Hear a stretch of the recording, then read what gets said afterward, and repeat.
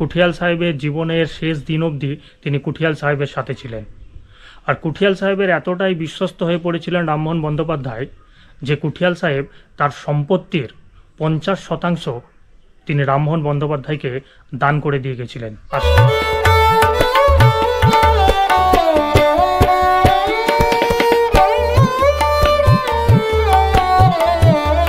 সামনে এটা যেটা দেখতে পাচ্ছ এটাকে বলে রাসমঞ্চ। এটা হচ্ছে গিরি গোবর্ধন মন্দির।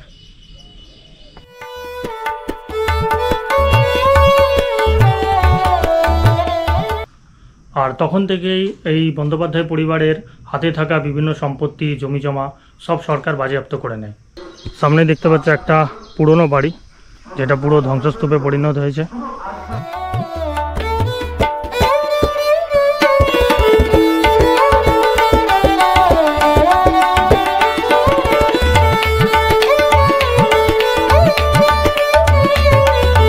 হ্যালো ফ্রেন্ডস, সুপ্রভাত। আশা করি যে যেখানে আছো ভালো আছো, সুস্থ আছো। আমার আরেকটা ভিডিওতে তোমাদের সবাইকে স্বাগত জানাই। আজকে চলেছি অযোধ্যা। না, উত্তরপ্রদেশের অযোধ্যা নয়, পুরুলিয়ার অযোধ্যা হিলটপও নয়। আজকে চলেছি বাঁকুড়ার বিষ্ণুপুর ব্লকে অবস্থিত একটা গ্রামে, যেই গ্রামটার নাম হচ্ছে অযোধ্যা গ্রাম। সেই অযোধ্যা গ্রামে কি আছে? সেই অযোধ্যা গ্রামে আছে দেবোত্তর এস্টেট, দেবোত্তর সম্পত্তি। দেবোত্তর শব্দের অর্থ কী, দেবোত্তর এস্টেট বা দেবোত্তর সম্পত্তি কী, কেন ওই জায়গাটাকে দেবোত্তর এস্টেট বলা হয়, সেটা এই ভিডিওর মাধ্যমে জানব।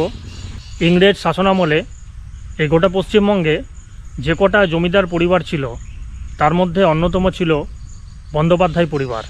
বন্দ্যোপাধ্যায় পরিবারের জমিদারি প্রথা শুরু হয়েছিল বিষ্ণুপুর ব্লকের অযোধ্যা গ্রামকে কেন্দ্র করে।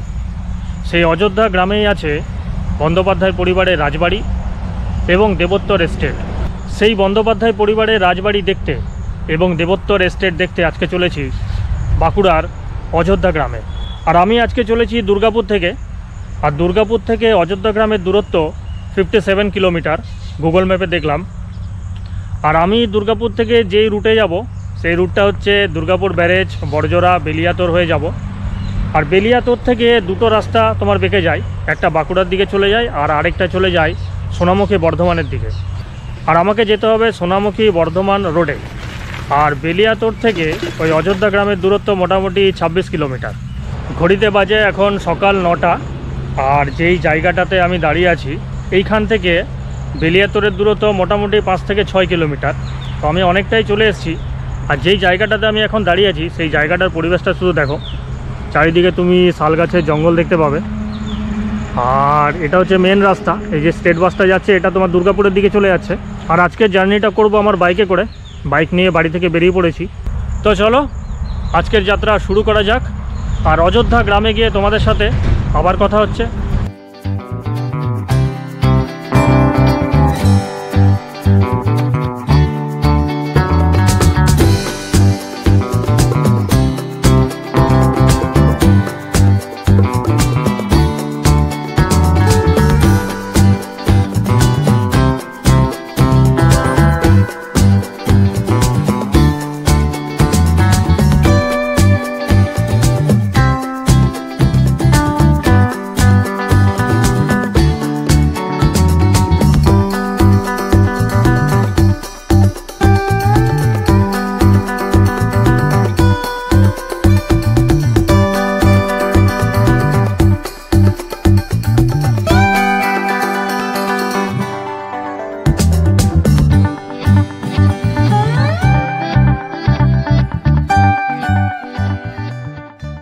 ফাইনালি দুর্গাপুর থেকে এতটা পথ অতিক্রম করে এখন চলে আসলাম বাঁকুড়া জেলার বিষ্ণুপুর ব্লকে অবস্থিত অযোধ্যা গ্রামে, যেই গ্রামে আছে দেবোত্তর এস্টেট।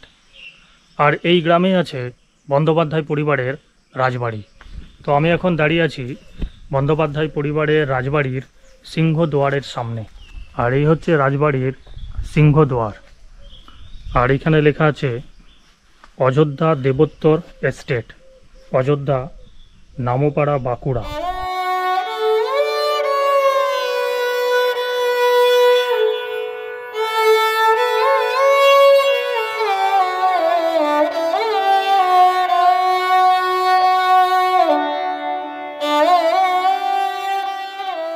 সিংহদুয়ার দিয়ে ঢোকা মাত্রই বাঁদিকে তুমি দেখতে পাবে পিতলের রথ।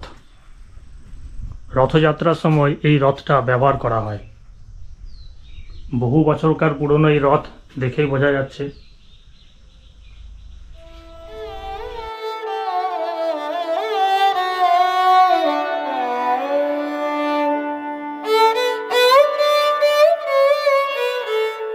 আর এই সিংহদুয়ার দিয়ে প্রবেশ করেই বাঁদিকে তুমি দেখতে পাবে 12খানা শিব মন্দির সারিবদ্ধভাবে আছে। আর প্রত্যেকটা শিব মন্দিরের ভেতরে শিবলিঙ্গ আছে। হর হর মহাদেব।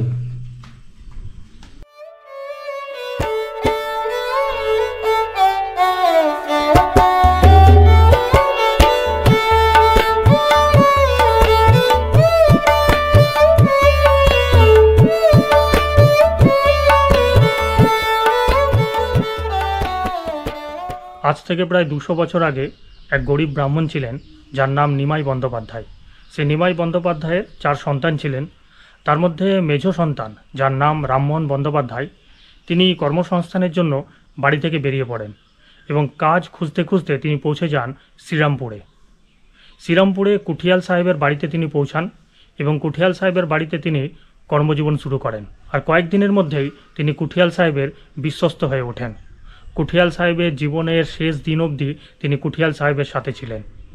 আর কুঠিয়াল সাহেবের এতটাই বিশ্বস্ত হয়ে পড়েছিলেন রামমোহন বন্দ্যোপাধ্যায় যে কুঠিয়াল সাহেব তার সম্পত্তির 50% তিনি রামমোহন বন্দ্যোপাধ্যায়কে দান করে দিয়ে গেছিলেন। আর সেখান থেকে শুরু হয় বন্দ্যোপাধ্যায় পরিবারের জমিদারি প্রথা।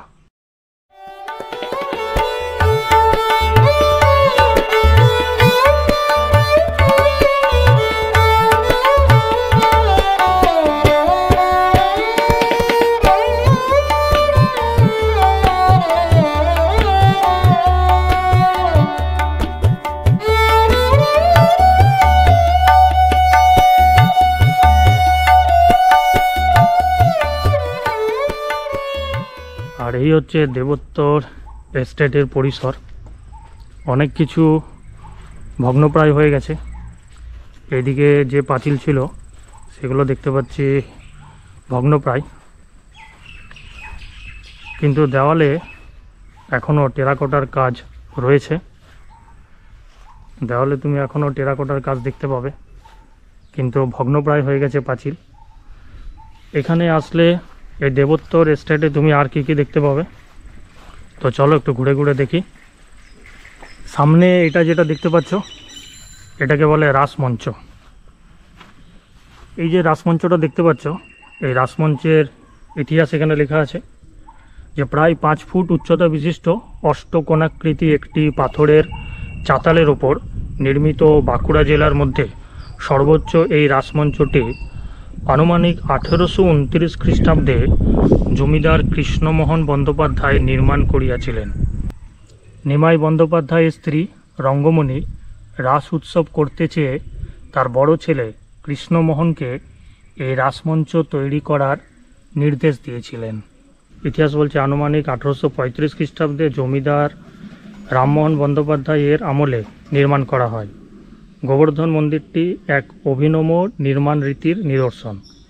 প্রলয়কালে শ্রীকৃষ্ণের গিরি গোবর্ধন ধারণের সুপরিচিত কাহিনীর অনুসারে দেবগৃহের চালা প্রচলিত কোনো পদ্ধতিতে তৈরি না করে বড় বড় শিলাখণ্ডের আকারে নির্মিত। এটা হচ্ছে গিরি গোবর্ধন মন্দির।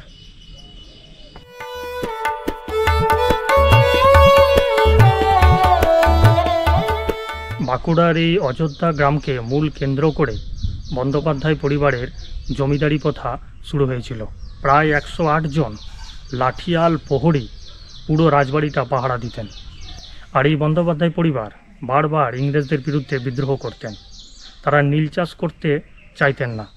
সেই জন্য ইংরেজরা কী করেছিল, বন্দ্যোপাধ্যায় পরিবারের অনেক সম্পত্তি জমিজমা কেড়ে নিয়েছিল।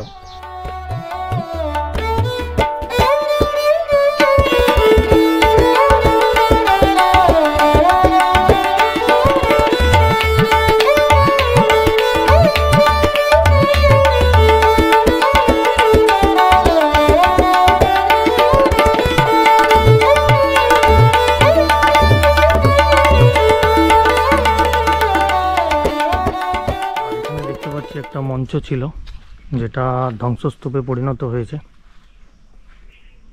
পুরো ধ্বংসস্তূপে পরিণত হয়ে গেছে। ইংরেজরা যখন ভারত ছেড়ে চলে যায়, ভারত যখন স্বাধীন হয়, তারপর থেকে সরকার থেকে জমিদারি প্রথা তুলে দেওয়া হয়। আর তখন থেকেই এই বন্দ্যোপাধ্যায় পরিবারের হাতে থাকা বিভিন্ন সম্পত্তি, জমিজমা সব সরকার বাজেয়াপ্ত করে নেয়। তারপর থেকেই বন্দ্যোপাধ্যায়ের পরিবারের জমিদারি প্রথা অনেকটা কমে আসে। তখন বন্দ্যোপাধ্যায় পরিবার কি করে না, যে সমস্ত জমিজমাগুলো ছিল সেগুলো দেবতাদের উদ্দেশ্যে দান করে দেয়।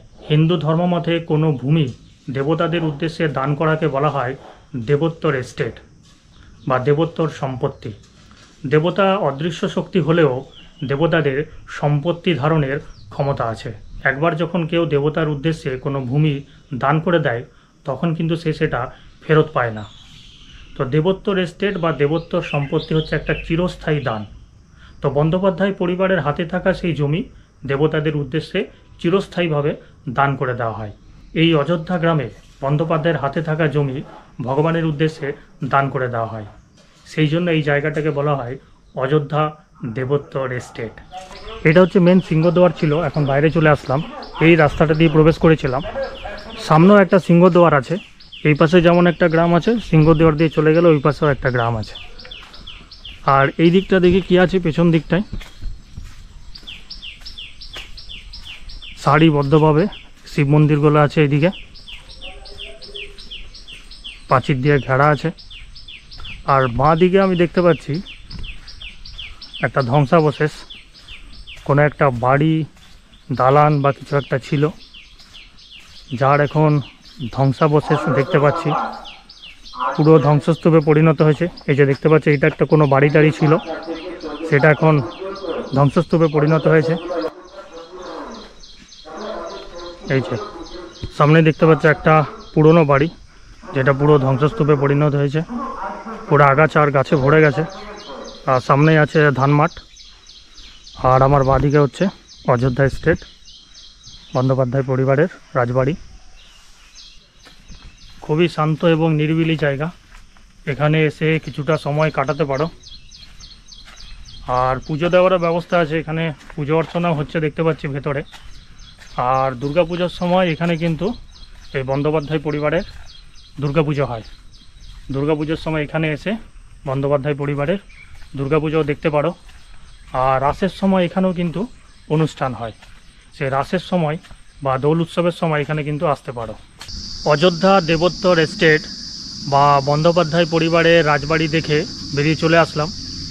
এখন প্রশ্ন হচ্ছে, তোমরা যদি ওখানে যেতে চাও তাহলে কিভাবে যাবে?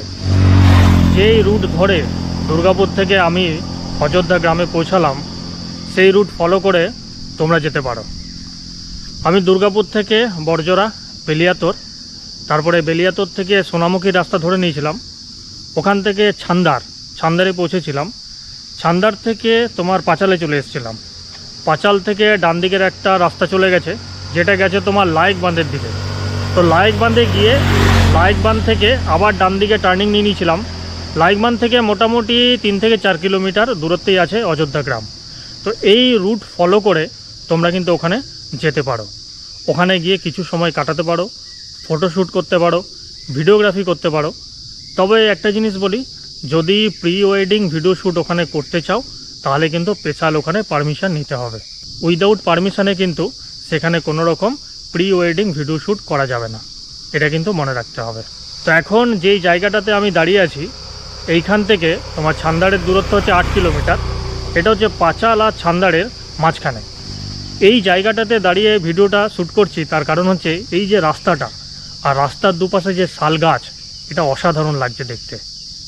তো তোমরা যদি এই রুট ধরে আসো, এই পাঁচাল এবং ছান্দারের মাঝখানে প্রায় 5 থেকে 6 কিলোমিটার এরকম ফরেস্ট পাবে, মানে স্পাইরাল রাস্তা চলে গেছে, দুপাশে শাল গাছ। এইটা দেখতে কিন্তু অসাধারণ লাগে।